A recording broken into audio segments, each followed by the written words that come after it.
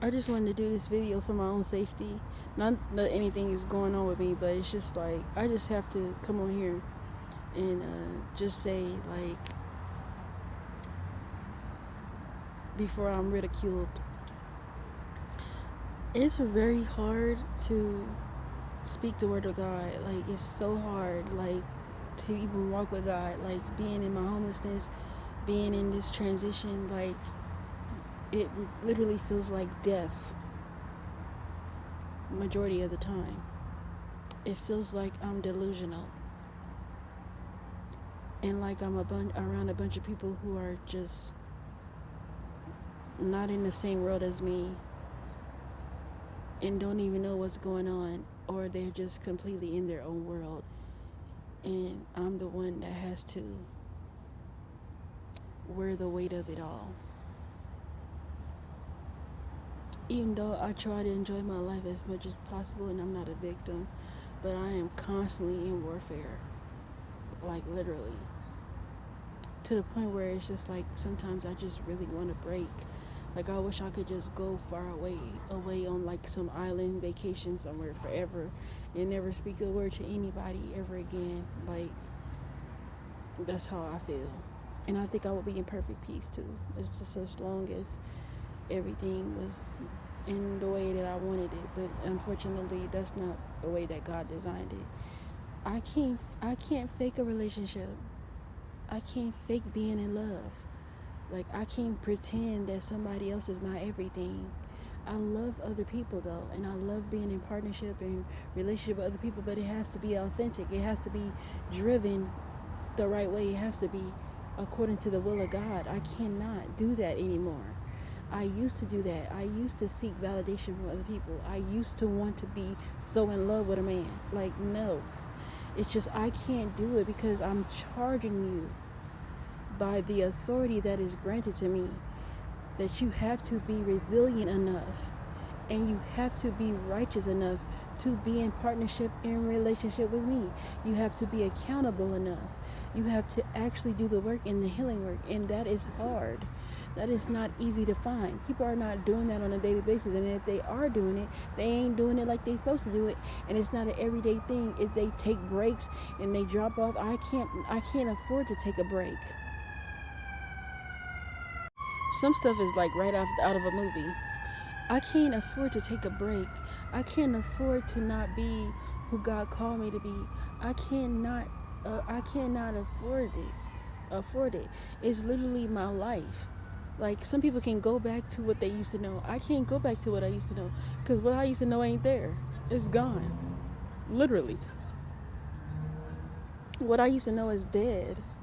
What I used to know, these people are full blown narcissists. They're full blown in their way of trying to literally get me to my lowest level, destroy me. And I'm not a victim, but these are who the people are because they were refusing to do the work. They want me to be the bad guy. They want me to be their God too. They want me to be the answer, and I'm not the answer.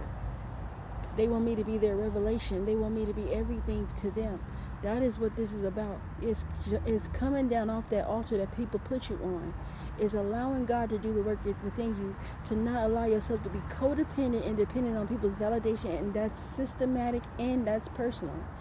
Because I go through it in school too. Like, everything is ordered against you when you decide to not be a part of the script, and you start seeing the world for the anomaly it is, for the literal. Like, you got to pay. You have to pay your life. You have to pay your life to be a part of them, the collective. And I'm not even a part of the collective, and I can feel it. So you have to pay to be a part of the collective. You have to pay to do. You have to pay to be. Like, they want you to pay to be yourself. Like, you can only be yourself once you get here. You can only do what you want to do once you get here. You got this, like, you have made it to this point in life, and now you can be yourself. No, I could be myself now. And it's like, nobody's saying that you can't be yourself, but you are ridiculed for being yourself.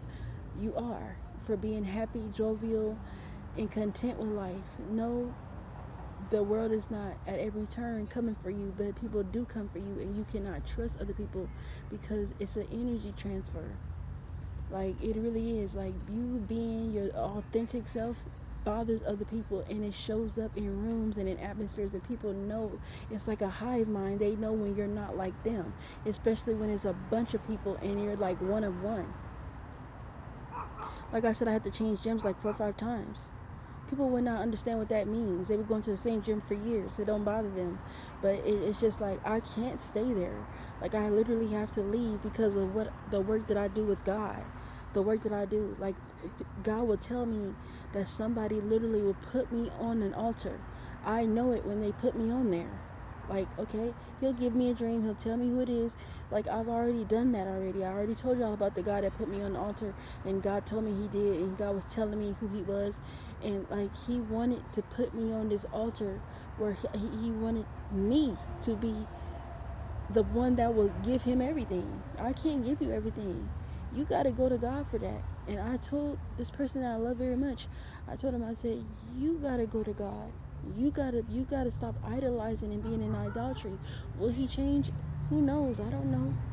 Some people believe the lie so much they can't see the truth because it don't look like it. These actors, they're pretending. These people are pretending to be your friend. They're pretending to be your coworker. They pretend they don't like you. They're literally miserable.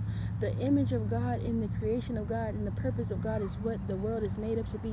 And God gave me something about Tourette's too. I gotta get that because He gave me a little bit about that, and it's really good, and I'm going to share it because it makes sense logically. You know, you got to use that stuff on them. The stuff they use to give us, you got to use it back on them. Like, the science of it makes sense that it's demonic, right? It's a hijacking, and a lot of people are being hijacked of their vessels.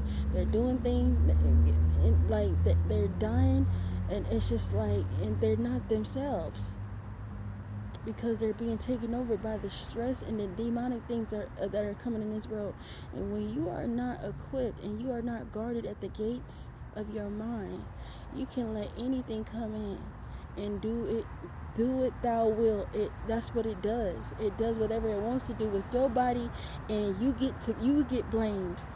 The spirit goes unfazed. The spirit goes unseen.